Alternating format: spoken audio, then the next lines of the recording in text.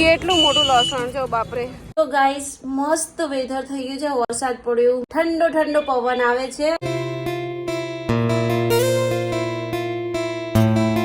એટલી મસ્ત હવા આવે છે. આ ચાલો ગરમ ગરમ શાક ના રોટલો ખાવાની મજા પડી ગઈ યાર.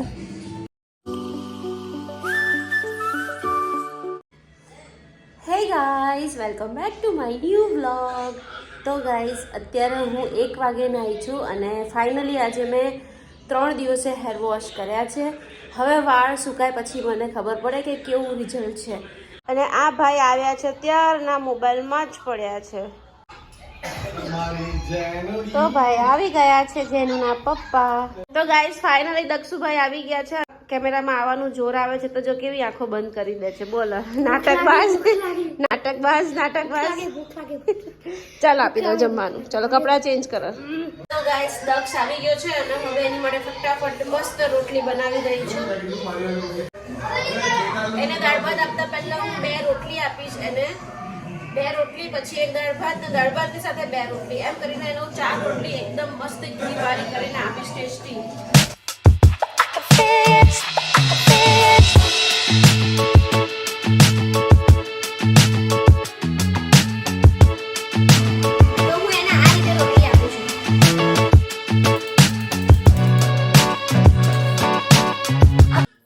દક્ષના દાળ ભાત રેડી છે.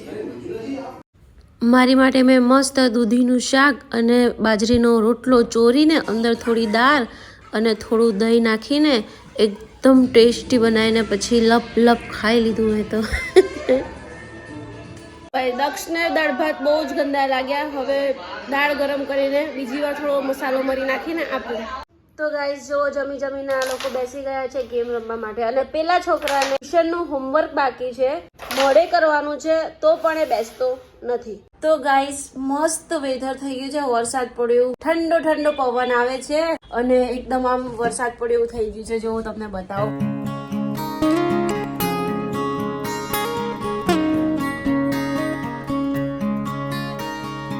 એટલી મસ્ત હવા આવે છે. આ હા હા હા. પવન બી એટલો છે, ઠંડી બી બહુ છે યાર. બહુ મસ્ત વેધર છે. આવા વેધરમાં મસ્ત ચા અને કોફી જો ગરમા ગરમ કોઈ આપવા વાળું હોય તો અહીંયા ચેર નાખીને મસ્ત પીવાની કંઈક મજા જ ઓર છે. ચાલો પણ આપણા એવા તો નસીબ નથી કે કોઈ આપણને બનાવીને આપે ને આપણે પીએ. ઇમ્પોસિબલ. વાળ મારા લાગતા નથી સરખા થયા, ફોન કરવો પડશે બેનને. તો ગાઈસ દક્ષને મૂકવા જાઉં છું ટ્યુશન. અને આ જેનિસ માટે મેં શૂઝ લીધા છે. મારે આ માપના 2 ઇંચ મોટા શૂઝ લાવવાના છે.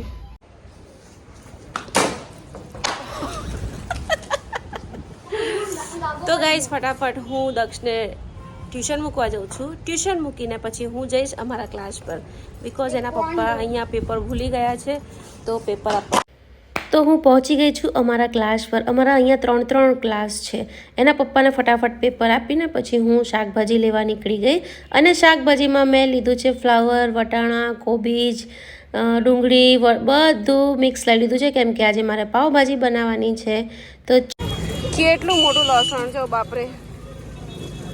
બસ એટલું 250 થઈ ગયું. તો હું પહોંચી ગઈ છું પાવ લેવા. તો ગાઈસ હું બજારમાંથી આવી ગઈ છું અને બપોરના વાસણ થોડા ઘણા પડ્યા છે તો પડી જ રહ્યા છે. હવે હમણાં પાવભાજી બનાવવાની છું તો પાવભાજીની બધી સામગ્રી લઈ આવી છું. પાવભાજી બનાવીને પછી બધા વાસણ ઘસી નાખીશ. તો છોકરાઓ તો ઘર ગંદુ કરીને નીચે જતા રહ્યા છે. પાવભાજીની તૈયારી કરું. પાવભાજીનો બધો જ સામાન લઈ આવી છું. જુઓ બધો જ સામાન લઈ આવી છું. અને જો આ છોકરાઓ અહીંયા ચા કેવી રીતે ઢોરીને જતા રહ્યા છે. હું મારું યુટ્યુબનું થોડું કામ કરવા બેઠી, એમાં તો છોકરાઓએ આખા પ્લેટફોર્મમાં આખા ઘરમાં ગંધવાળો કરી મૂક્યો યાર. આજે તો મહિનો પૂરો નથી થયો ને ત્યાં 4 બિસ્કિટના પેકેટ મોટા ખાલી થઈ ગયા. બોલો. અને હજી આ 5મું અહીંયા પડ્યું છે.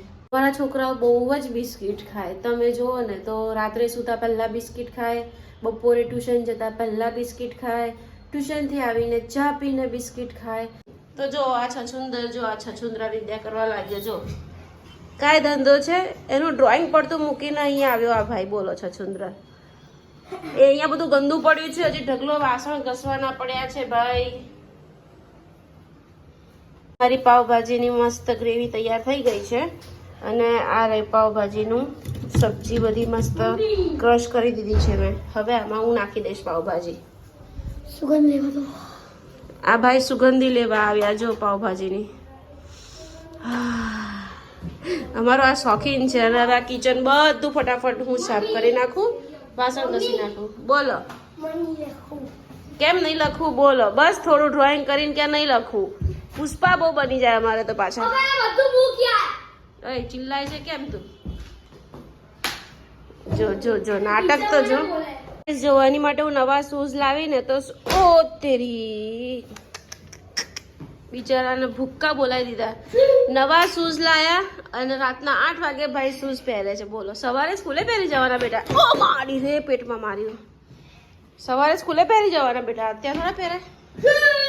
ઓ હા હા હા હા